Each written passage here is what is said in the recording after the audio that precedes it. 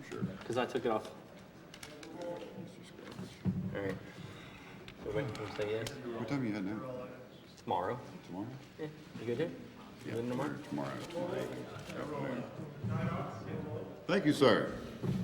Get out of my way. Yes, sir. Alrighty then. Thanks for making it out, everyone. Everyone awake? Good plan, good plan. All right, so we've got a couple announcements. T-shirts, come and get them. They're a $15 cash donation to the EFF or the Hackers for Charity. Get you the T-shirt of your choice. Still have most of the sizes left. They have ladies and youth sizes as well. If you have not got something for your kids, get them a T-shirt. We have bags also. If you've been anywhere around a con, which I unfortunately know a fair amount about, you end up with a lot of stuff left over. So you sacrifice a lot of garage space, and I'm sure that Heidi and Bruce have a fair amount dedicated to bags and swag. So every year they'll sell the bags and T-shirts and everything from the previous year. So if you didn't make it last year and you want one, or if you found them very useful, we have plenty of those for you. The money from those sales go to the EFF and the Hackers for Charity, so it goes to a good cause. If you're here, you're missing out on Python for newbies. Scott, I'm sorry you lost out to a language. All right. So they're doing that in the chill out area. It's from 11 to 1, so after you finish Scott's talk, you'll have 10 minutes. Now, I'm not saying you ever go over it all. If you have any feedback, you can email it to feedback@shmoocon.org or go to feedback.shmoocon.org or send an email to info@shmoocon.org or heidi@shmoo.com. The general idea is if you've got something to say, good, bad, or indifferent, please go ahead and send it to one of those. You can go on the website and post your feedback and they'll get that. Are you okay? You're enjoying it way too much. You're eating into my, I know. 70 Shut slides. up. Yeah. Yeah, I know. So if you get a chance, visit the Hackers for Charity booth. Their case full of leather stuff that they made and shipped over here got lost. They finally found it yesterday. So they've got some really nice stuff at their booth. If you'll stop in and check that out. And after you get through with sitting in Scott's talk, everything that you missed because he's moving so quick, you can go and get a DVD from Ted. He's got DVDs of all of the talks from ShmooCon and previous conferences also. So Scott is a good friend of mine, and I just want to say thank you for coming out and blessing us with yet another 70-slide deck. I don't see how much longer I can take up here. Anyway, ladies and gentlemen, Scott Moulton.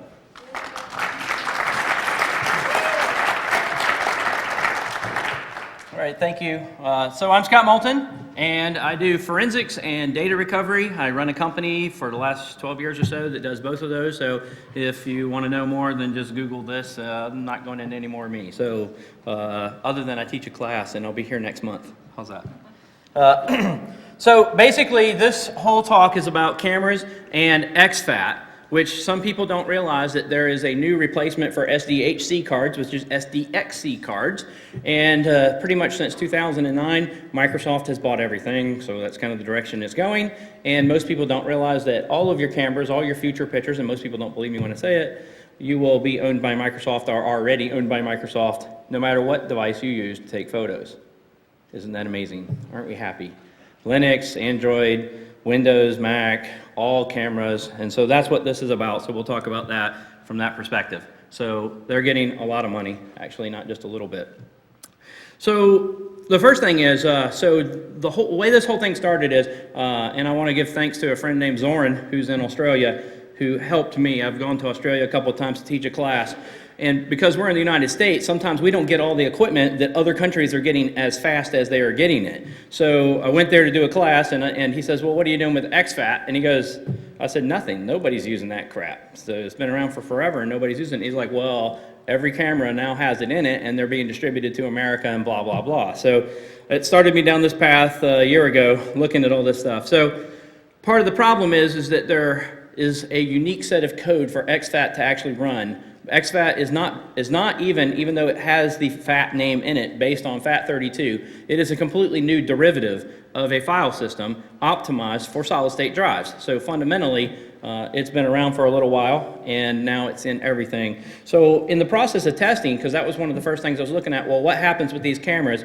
Very few places could I buy an SDXC card in America, so I had to go through a process a year ago of grabbing some. Now they're starting to be a little bit more prolific, but basically what you do is, this is an SDXC card, and the way that you test is that you can't buy every camera that's out there or know every piece of code that's running on them.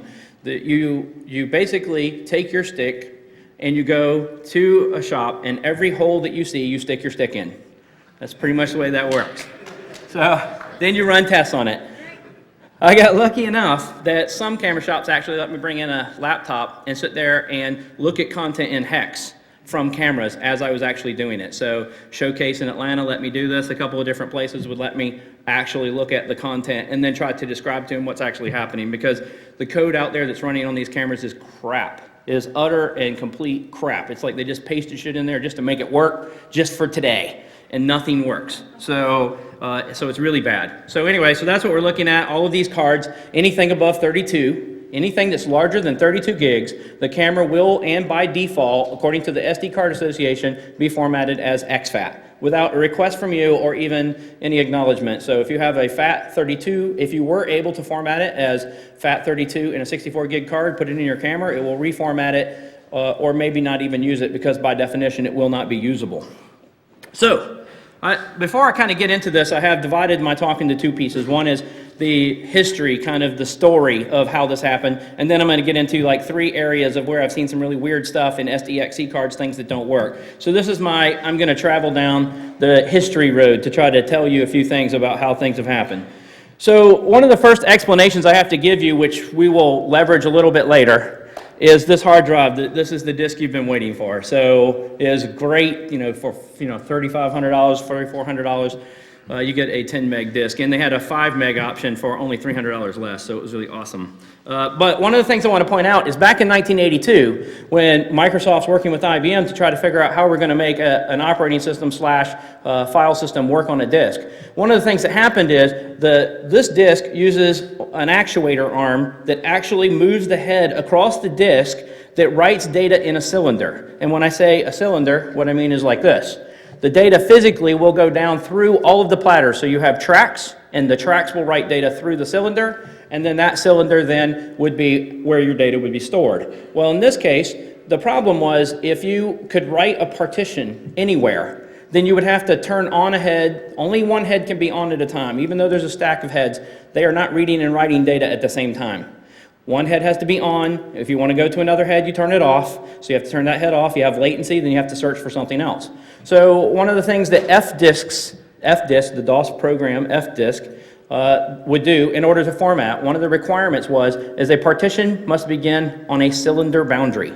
And what that means is everywhere that there is a location where the cylinder begins, that would be where your partition had to begin, so that there was a calculation. You could leave one head on and go all the way across the top of the platter and search for the beginning of your partition. Does everybody understand this concept? That way you did not have to turn off any of the other heads and search for a partition. You could physically go across the disk and reach the beginning of your partition without having to seek any other locations and turn it off, because it was really slow. I mean, as awesome as this, 399, blah, blah, blah. This is slow as dirt. So we stuck with this all the way through Vista. We still had this requirement all the way through Vista, and while none of the other operating systems and file systems require it, many of them honor it just because of legacy and other concerns. But you will see this come back again and again and again. In 4K drives, in the new drives that are out there, the 4K sectors, there is an offset that actually causes a problem because of this old partition structure that had to be done. And this is coming back in SDXC cards, so we'll talk about that.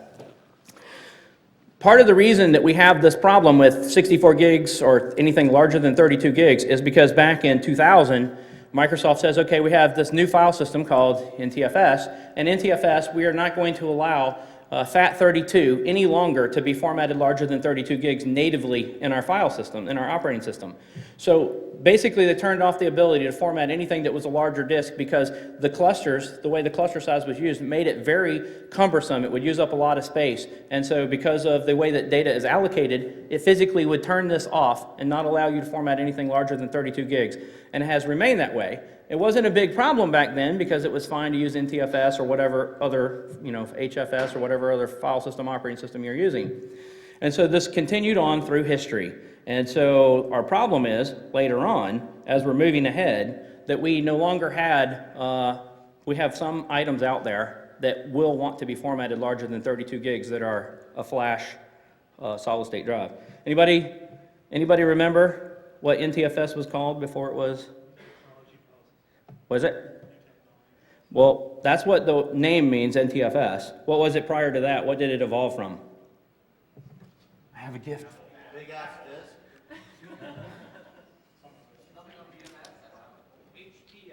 Thank you. HPFS. High Performance File System. It was OS2's platform, and Microsoft and IBM were in bed together, then they got pissed off, and there's a whole story behind that, and then they went their own way, and they took HPFS, they made a couple of changes, minor changes to it, and then went in a new direction called NTFS. And so that's where that comes from. It was originally developed and started around 1985. So this file system has been around for a very long time, just like HFS. So when you're looking at the hierarchical file system as well. So all of our current file systems are pretty old, and the new version of Xfat is, at least from a prolific standpoint, one of the only ones that's making it into everything else. So NTFS has a couple of things that are detrimental to solid state drives. One of the things is that as we have continued forward, your NTFS file system, along with your operating system, will now look at how often you open a file. And the way a drive is designed is the lowest LBA numbers are out here on the outside edge, because that's the fastest location on the disk. Not because it's spinning faster, but because you don't have to turn off the head and move it to another platter or another location in order to read content. So you can leave it in one location and read content faster than you could anywhere else on the disk. So what happens is, in the process of looking at the content, our operating systems are now trying to say, okay, instead of running defrag or something like that at a periodic time, why don't we run performance items so we can see how often a file is being opened, and we'll say the lowest number item will then make its way to the outside edge of the disk.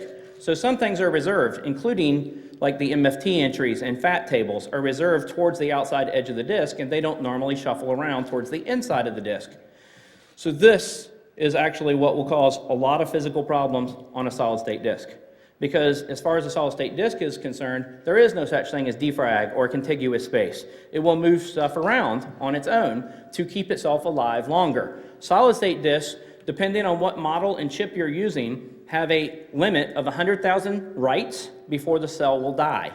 And then as you move to higher end chips that store more data, when you're getting to like 32 gigs and 64 gigs, they will move to MLCs or what's called triple bit. And in the process of doing this, it will decrease the amount of life that you have 10-fold or 20-fold. So depending upon that, you're looking at a 10,000 write span or a 5,000 write span. So it will gradually destroy itself much faster the larger your disk is. So those things are detrimental to this process. And so, in case any of you don't know what we're talking about, that's the actual item, and it will physically destroy this disk if you did not have something called wear leveling. So in the process of doing this, the two fight against each other. If you defrag a disk or you do something with it, it's going to eat this disk faster. So along the way, Microsoft says, all right, we have some phones that we have made that are solid state, and we have an operating system running on them, Windows CE, or many of you might have known them as variations of Windows phones and other pieces of equipment. Well, along the way, it was killing these things. So in the developers conference in 2006, Microsoft released Windows CE 6.0, and in that, they released a new version of Xfat. Basically, that's the beginning of Xfat, so that we could try to make our devices live longer. But after that, and this is what they were telling everybody, this Xfat is awesome, it's great, everybody needs this, and just replace it in all your devices, and your stuff will live longer, and we'll be all happy. So, as time went on, they threw a party, and nobody came. So in 2008, they thought, wow, this is awesome. Nobody came. They were still all alone. So This is because everybody was over at the Linux party, or so Microsoft thinks. They are always, oh, Linux is eating us alive, whatever. I don't know. I don't know if they're really saying that, but you know the constant fights. So anyway, so Microsoft decides, hey, let's start suing people and see if we can win, because now we have not been protecting fat very well, but we would like to use our new technology, Xfat. So there's all these principles with regards to, you know, violations of people using your components and not being protected that you don't have a right to. So they start suing people. And of course, Tomtom, a lot of people might remember this battle with Tomtom, which technically they won, never went to court. They kind of just threw in the towel. So Microsoft starts going after embedded devices. Most people don't realize maybe that there's a camera over in the corner. So what is the difference between a camera and a camcorder? Anybody have an idea? I have a... Hot chicks hold cameras. Software. Video. What is it? Next? I heard software, I heard... Firmware. No, not necessarily. Body style. Not the body style. That's actually like a secondary aspect of why. What? No, not that. No? That's it, 30-minute record time. Woo, here you go. I hope it's the right size. If not, give it to a friend. It's 30-minute record time. So the reason is that any camera that records longer than 29 minutes and 55 seconds, under UE law, there is EU law, there is a tax. And right now, I believe it is 14%. So if you import a camera into the European Union, you have an additional 14% tax if you record video longer than 30 minutes. That is the actual difference. It's not all this other crap where they say your camera can't, you know, record because the sensor's gonna blow out or some bullshit like that. Because I've seen all kinds of comments, ridiculous comments. It's all because of this 14% tax, which causes them to go through the roof for what essentially is exactly the same device. But a lot of the video cameras obviously use hard drives and things like that for a larger amount of space in order to record to, because at high definition, they're eating a tremendous amount of space. And so this is one of the possible future advantages for Xfat, where exceeding something like 2 terabyte might be a very useful thing, since we have a 2 terabyte limit, which we'll talk about shortly. But at least at this point in time, that's one of the biggest things, is dealing with this tax problem. So what happened is, as Microsoft is going after embedded devices in 2008, 2009, they convinced the SD Card Association that we are the standard. So you've been using FAT all this time, FAT and FAT32, so let's go ahead and replace what you're currently using. So in 2009, the SD Card Association says anything that uses more than 65,365 blocks is going to be required to be Xfat by definition, or it is not supported in the standard SD card 3.01 or 2.01 at this point. So basically, anything going forward, it is required to be Xfat according to their association. Which, if you don't kind of get where that goes, it's for every device that exists, because all other memory cards, I mean, let's face it, Sony's memory card, who's using that? Like 6 people? People who are driven by Sony, at least from that standpoint. But there's just not that much out there that's using anything else but SD or compact flash. So Microsoft decides right afterwards to make this announcement. We are licensing Xfat, and people who really want to use this, you can pay us a $300,000 licensing fee and put it on your device. And so that was how they started. At the end of 2009, 2010, they started selling to device manufacturers. And so this is recent, in case people don't realize this. This was just a couple months ago. RIM is now paying for Xfat. For what? Who knows? But people think it's extortion, right? Yeah, they might need it. Yeah, right. We've got so much extra cash. Anyway, it's probably for licensing reasons. Just a couple weeks ago, they signed BMW. Now, that's car. Anyway, however they're using it, they're using it. So as you go down this list, you will now find that since 2009, there have been 1,100 vendors that have signed up. More than 1,100 vendors. So that's $330 million that has been passed on to Microsoft just to use Xfat. Yes, sir?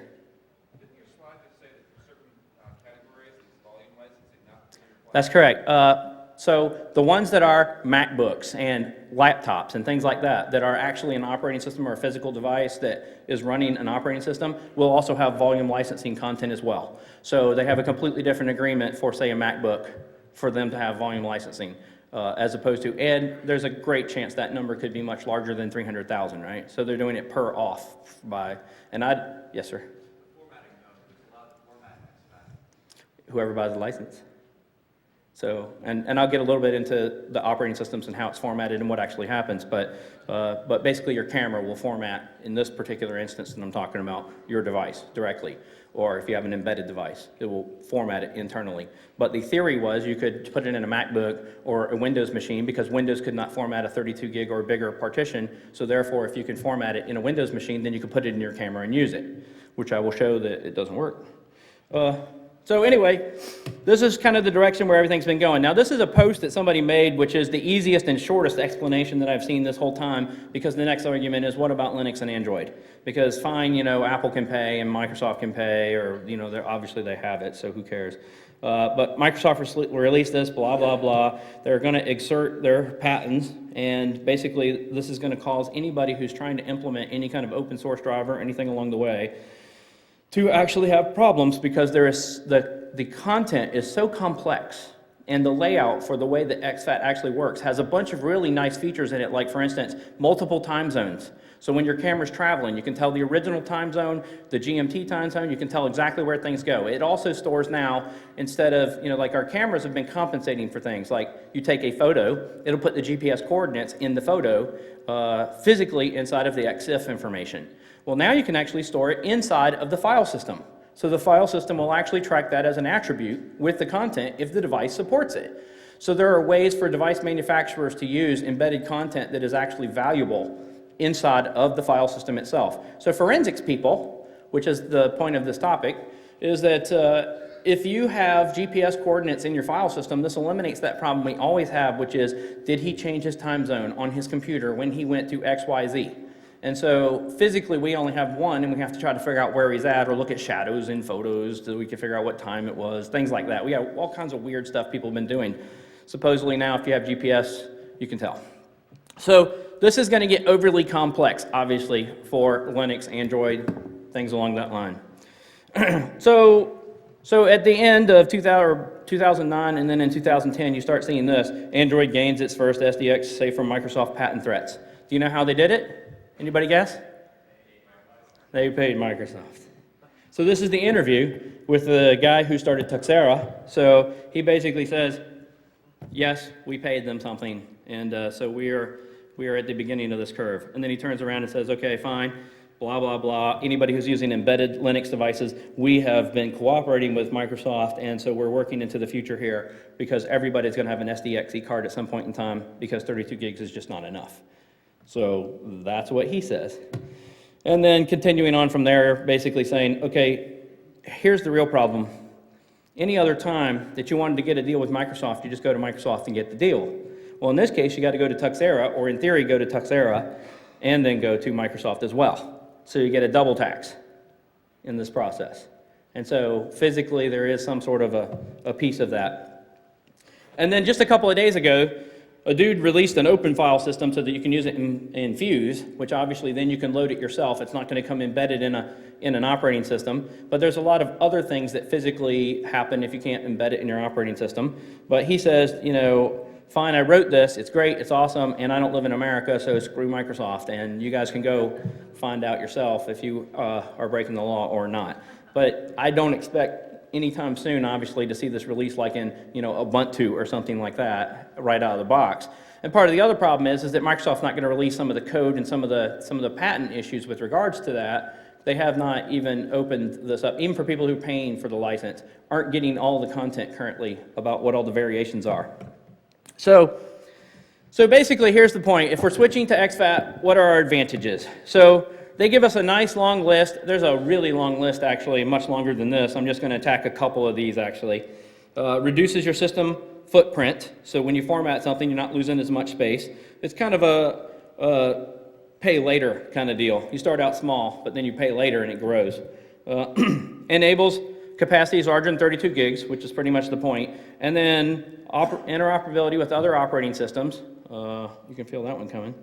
And then removes the previous file system limit of 4 gigs, and then makes it faster for solid-state drives. So problems with Xfat. So as I'm doing this kind of content, and I'm looking at cards now, I'm going, sticking them in the holes, pulling them out, examining them, trying to figure out what's going on.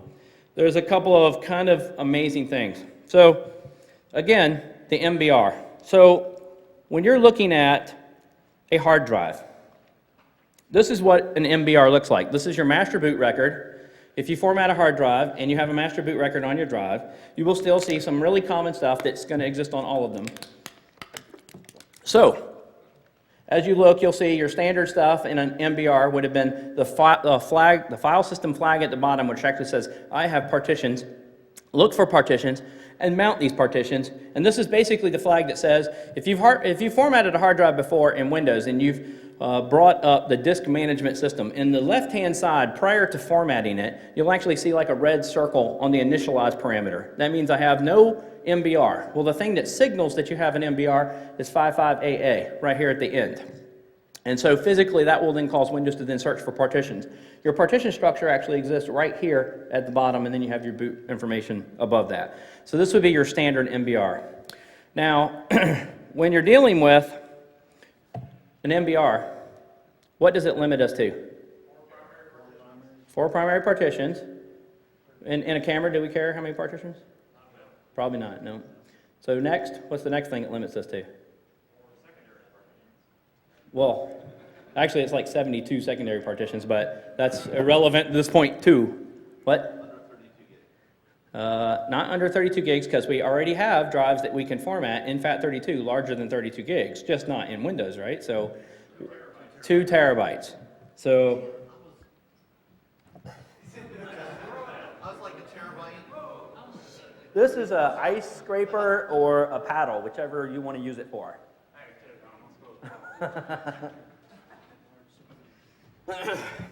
So it limits us to 2 terabyte partitions, which again, as I mentioned earlier, in video cameras, wouldn't it be nice if we're going to store high definition quality video beyond 2 terabytes? Because at some point in time we're going to need it. We now at least have 3 and 4 terabytes that we could possibly use in a camera in a single device if we wanted to.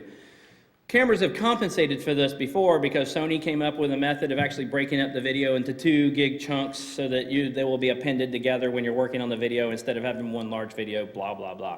But so it's not even necessary at this point. It's kind of like you came to the game about 10 years too late because they solved this problem already by having another method with dealing with this. But it is still ironic that every other operating system / file system can format 32 gigs larger than 32 gigs in FAT32. We're just limited only in Windows systems, which again is the driving force to, hey, SD card association, you've been using our stuff for this long. So that's one of the first things that limits us back to this function.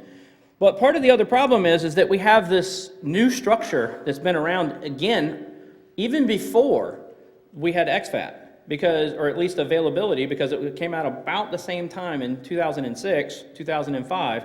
Intel and a couple other manufacturers worked on a GUI partition structure so we could finally grow beyond this. Now, Macs have used the GUI partition structure since 2006, but we're gradually getting into that with Windows systems where a bunch of them over the last 2 years have gone to UEFI and then finally gotten rid of this, and there's a whole other body that takes care of the GUI partition structure so that Intel isn't the owner of this particular thing, which, believe it or not, they sold licenses originally back in the day, version 1.0.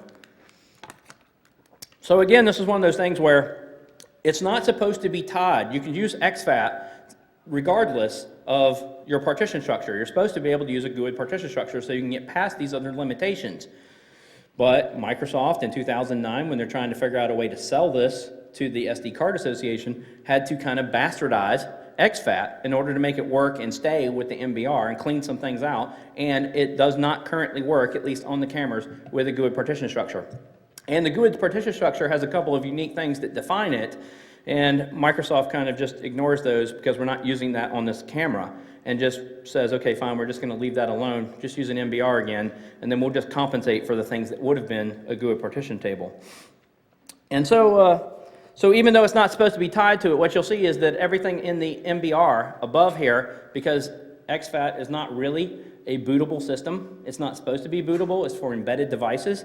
So there's no bootstrap loaders or any of this other stuff that would actually be valuable to your machine when you were actually doing it as a boot drive or anything along those lines. So you'll still see their partition structure that will still exist here, and you will see the physical 55AA as usual. The funny thing is, even in GPT, when you're physically in the GPT, you'll see that there is some redundancy in your GPT structure for your partition tables, and typically it's not going to be smaller than about 100 megs, but generally you're looking at up to 200 megs according to some of the standards that it would actually take as far as disk space on your drive if you were using GPT. But there's this one right here at the top. This is the important part. There's a protective MBR section. So in other words, even if you're using GPT, they left the MBR alone just in case something wrote to it. They're not supposed to use it. They just ignore it, and it'll just be there. But the GPT structure still requires 55AA to be in the MBR, even though the MBR is a single sector failure and it's not supposed to be used. So another one of these ironic kind of weird things that's not necessary, but that's how Windows will actually load your partition structures. So you'll still see this in the camera, looking at your MBR and your partition structures, but the rest of it will be blank. So immediately when you come in, the first sector is going to look blank until you scroll down to the bottom, and you look at the bottom of the 512. But here's one of the reasons why, obviously, not to mention the fact licensing issues. If you go and you say to your camera manufacturer, okay, now instead of just using FAT32, here's another piece of code, and you're going to have to do all these complex things. You got dudes who are not probably great at writing code for cameras. They've been using the same process for a decade. So now you're giving them a very complex piece of code and say, we've changed the way Xfat works for everything, and you've got to follow these chains, and you've got to make sure it's contiguous, and you have all these other things. So the cameras didn't do a lot of physical work. When you turn them off, they're done. When you write something, they just slam it to the disk and then they turn off and they're done. They're not doing wear leveling and all these other functions easily during the process of using your camera because they're not even alive in some cases. You're popping batteries out and changing cards and doing all kinds of things. So that was one of the biggest deals as I was looking at it. Okay, so this is the beginning of the structure. Then what happens? What follows this? After this, there is a 16 meg partition. So here's the thing, on a hard drive, the reason that you would be using Xfat is that it would have a smaller footprint. This is one of the big selling points to Microsoft. You got free space that you're losing in all these other operating systems because you're using different size clusters. Well, now in these file systems, you should have a much smaller footprint. So this is a 2 terabyte hard drive I formatted in NTFS and Xfat to show you the differences between the two. So in NTFS, when you first format and it's unused, it's 147 megs that's reserved space on this version of NTFS because there's different variations that will be a little bit smaller. And then Xfat, for the same format of a 2 terabyte drive, 1.5 megs. So it's a much smaller space for a full 2 terabyte drive that has been formatted to use this space. But then, when you turn around and you format it, and this right here is a 64 gig card, and I format that in the camera or something along those lines, you'll actually see 384K. So this is the actual number that the camera should use as a footprint. Now it will grow as it uses space on the disk. So you will actually get small incremental increases. But it's still very small and what you would expect to be small. But then you put it in the camera and you format it, and this is what you see. So if you look at it and you plug this into your computer and you've taken it out of the camera after you formatted it, this is what you're going to see. And I'm like, 16 megs. Well, that's kind of strange that they've reserved 16 megs because if I formatted this in NTFS, for this size drive, it would only be 8 megs. So the footprint now is larger in addition to the 384K. The footprint now is larger on the camera than it would have been if it had just been NTFS or some other variation of something else. And so now I'm concerned. I'm like, well, what about the 16 megs? What is there? Because also in the GUI Partition Structure, there's not even supposed to be this blank space. So they're kind of violating that one if that was the case. But it's just unallocated space. So I'll start looking at it and I say, well, what happens if I get rid of this partition and the camera says it's not there? Because my idea was I could put this in my Windows machine and I can format it and put it in this disk. Now, Microsoft has gone back. Even though they did a service pack for XP and then they said they were done and it's sunsetted, they're not going to do it again, they went ahead and they made one for Windows XP. So Windows XP has an Xfat driver that has already been done. You just load it and it's done. You can now read Xfat natively inside of your file system. So anything from XP all the way forward, all the server line, and everything else has already been done. And then, Microsoft and Apple are in bed. There's a whole bunch of things going on there with, iPhones and other stuff. So Apple, since 2010, has added in an Xfat driver. Most people don't even notice it's there. When you go to format something now, you'll see Xfat as one of the choices. So if you put a memory stick in, you'll actually see Xfat as a choice for formatting it. So they've already gotten it on Macs. So now Macs in all of Windows, at least current versions, are covered. So then that just leaves Linux to deal with. So following this, I formatted. Now, the other thing is too, the partition's reserved. You got to get rid of it. This is the commands for getting rid of the partition structure if you're using Windows 7 or Windows 8. So you just go and blow away any of the configuration information, and it'll start clean.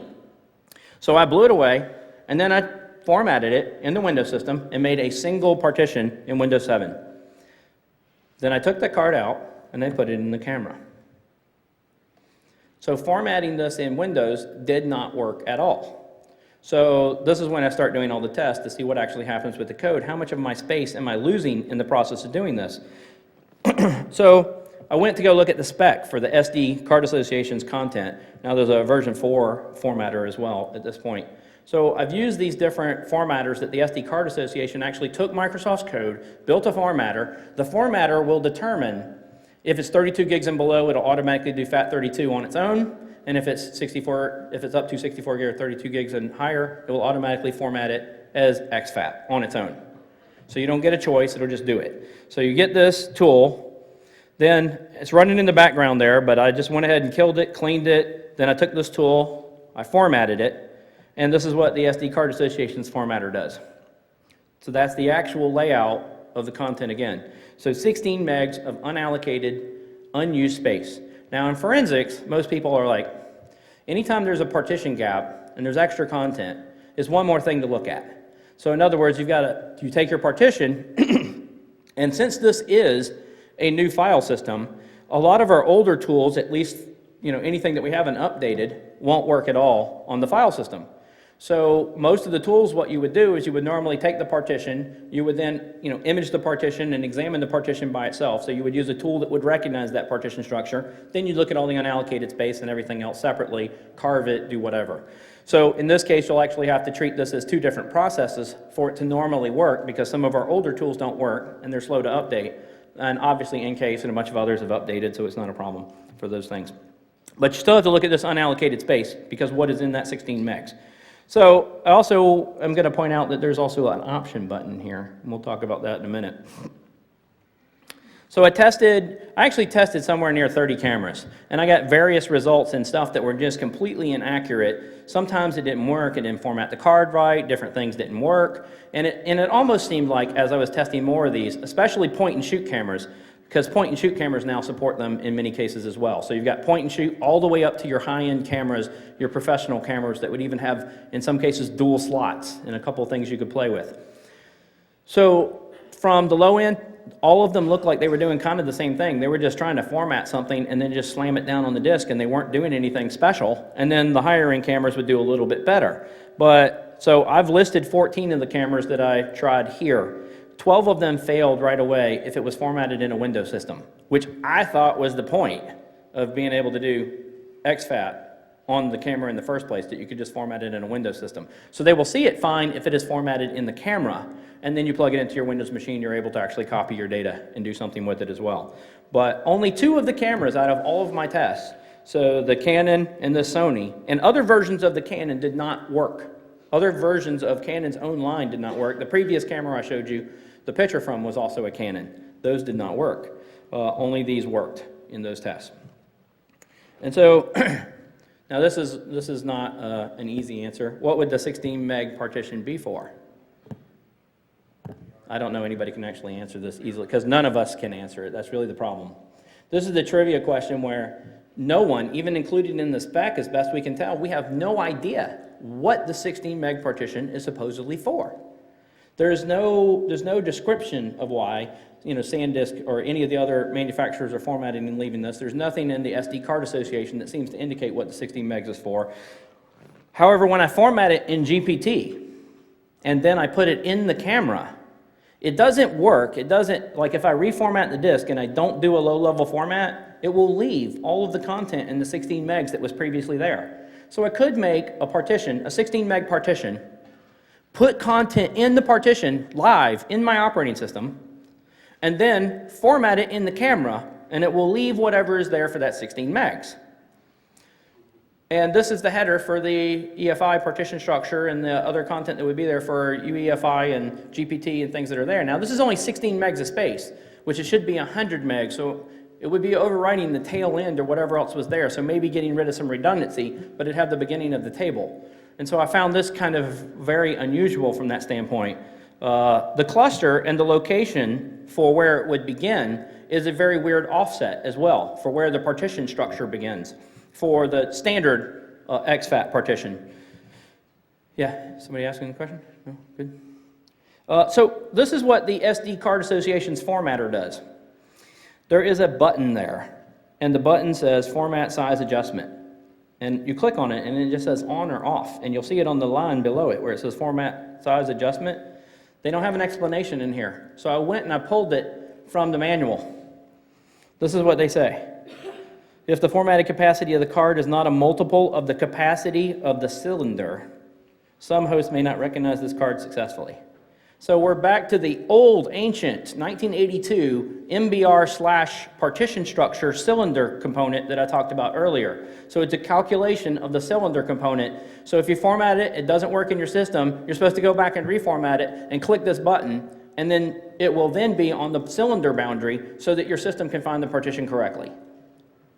So again, I was like, there's just a whole list of these kind of things that every time I test something, it just keeps going on and on and on.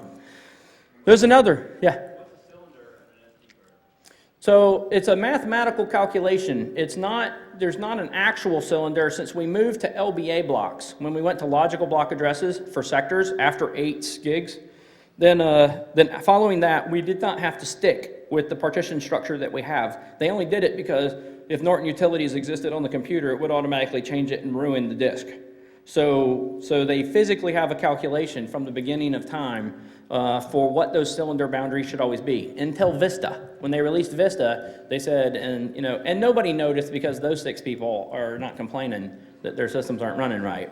But now Windows 7, Windows 8, they continue on with this process. So a cylinder is just a calculation. There are some tools that will show it to you very easily, like Test Disk is one of them. If you try to run that, it'll ask you a question. It'll say, are you running Windows 7, or are you running Windows 8 or Vista or whatever? And if you say yes, it'll search every single sector for a partition. If you say no, it has 1,024 sectors that it actually checks for cylinder partition boundaries. Okay, and you'll see that in other tools. What they'll say is when you search for a partition structure or a file system structure, they'll say, do you want to do an excessive search? If you do an excessive search, it touches every single sector on the entire drive. If you don't, it does it by calculations, and it's done in about 10 seconds. So that's what it is on an SD card as well. So now there's one other thing, the dirty bit. Some people talk about this in NTFS, so if you're doing forensics, you're used to hearing about this. In the volume header information, there is something called a dirty bit. If the computer crashed, then it would look at file records and it would back out transactions. So it would cause scan disk to kick off. And so physically in NTFS, if your system crashes, that would be what would happen. So when you're looking at Xfat, this is the structure and the basic information for that. There's a volume header information. And in the volume header information, there is also a dirty bit that doesn't exist in the standard FAT or in the way that this exists in the standard FAT tables. So if you play with the dirty bit and you mess with the numbers that affect the dirty bit, in Windows, what you would see is this. Hey, my camera might have something screwed up on this card, blah, blah, blah. I'm going to scan it, and I'm going to try to fix any things that are not allocated correctly. And so this is one of those more complex pieces of code that's sitting inside of our Windows systems that would try to do this. But the camera would do absolutely nothing. So if the dirty bit happens, something bad happened to it, they're not filling out the tables, they're not following FAT chains, they're not doing anything. All they are doing is slamming a picture down on a disk and updating one table. And that's it. No complexity there whatsoever. So if you had some corruption, they would have no idea. And this is happening a lot. People who are, professional photographers are having pictures that are coming off corrupt because the code isn't running correctly. And so this is actually on Lexar's website. They actually physically posted this about their memory sticks. So this is what Lexar says. Deleting images on a camera is convenient, but at the same time can result in data corruption, especially with large file formats, RAW and TIFF. Move and save the images using your computer, and then utilize the editing software that came with the camera and third-party applications for more flexibility, blah, blah, blah. Processing on the camera is a light operation, so basically do not delete an image using the camera. Turn around and delete it when you're physically plugged into a computer. And this is where most of the problems have happened, where people are looking at the camera, they delete a picture, they're deleting 12 or 15 pictures, the update isn't done correctly, there's no chains that are actually followed because there's no there's actually a definition for am I contiguous or am I not, and they're not following it at all. So when they go to fill in something or do something, the camera's corrupting the memory, and when you put it back in your machine, it's not going to work correctly. So just understand, now we're in a realm where we cannot use the delete function or edit functions on our camera without having some sort of a detrimental effect to our pictures. Yes, sir? I actually took a class with a Canon guy, and he said never ever delete a picture and always reformat your card. Always reformat it in the camera, and never ever delete a picture or use it on the device itself. Go ahead and do it, right? And that's from Canon. That was a Canon guy, which also we've got some experience with Canon, and I'm just going to tell you, it's crap. Their code, right now, everybody's using crap code for all of these things.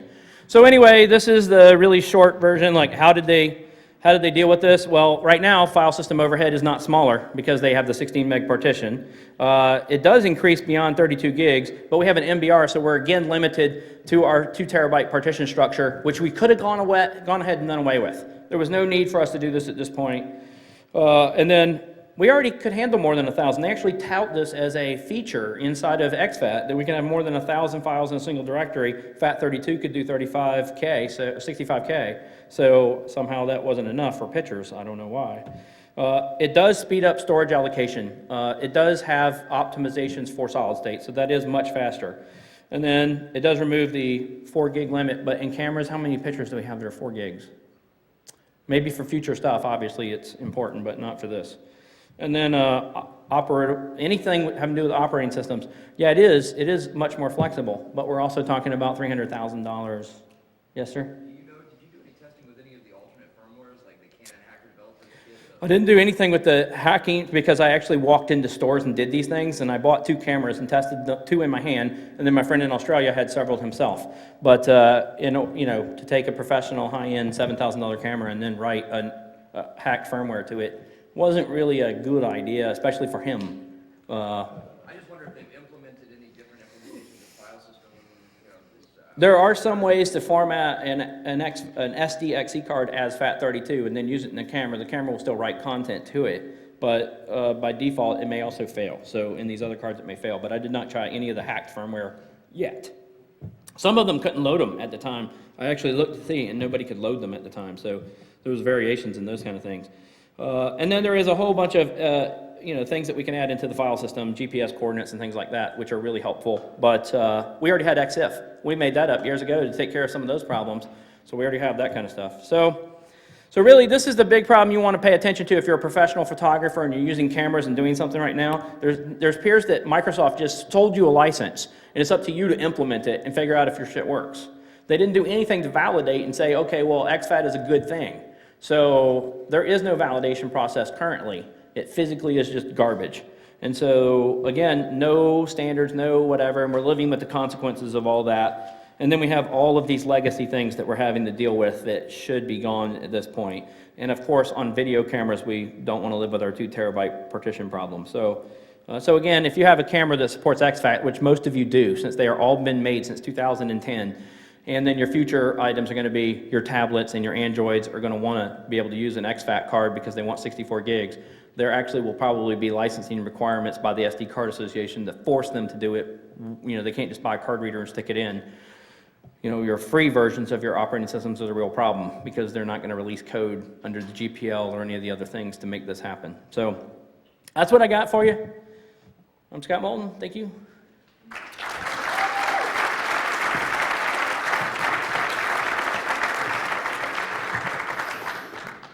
Yep. So why isn't there any push to implement other file systems that are not, obviously, the association, but yeah. So why isn't there a push for any other file systems? Why isn't ZFS on our camera or something like that? Again, my guess is money, right? Microsoft goes to the Card Association, they say, I don't care what it takes, here's some money, put this as your next standard. We are already using FAT and FAT32, and we did that for free, and now we're going to sue you, or something like that, which I assume is what happened to RIM. I don't know for sure, so don't quote me on that, but I'm assuming that there is some sort of patent violation stuff they're threatening them with, and rather than have a lawsuit, pay 300 grand, you're done. Your license forever. Yes?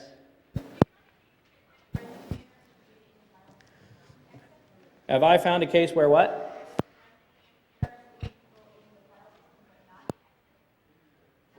So far, the question is, did I find interesting information in the file system that was not in the XF information? So far, no, not in any of the cameras that have been out there for forensics cases. I get them for data recovery cases. They don't even know how to use them at this point.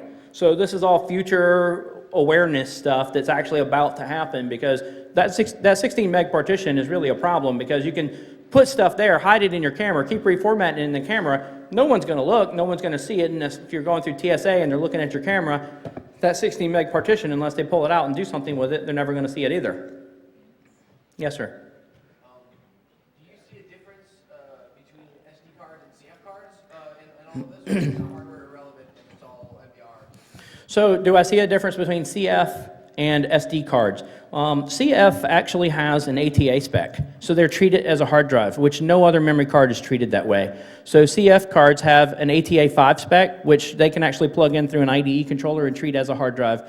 Currently, cameras, at least, you know, as you're heading into the higher end stuff, I haven't seen a move for CF yet, or at least going in this direction with larger cards yet. So as soon as they do and they go to a larger card, I'm assuming the camera's also going to format those as Xfat, but I don't know the answer to that part of the question yet. But since they're supported by ATA specs, it's unnecessary. They actually treat them as a hard drive. So there's a bunch of things we can do differently. So that's it. Thank you.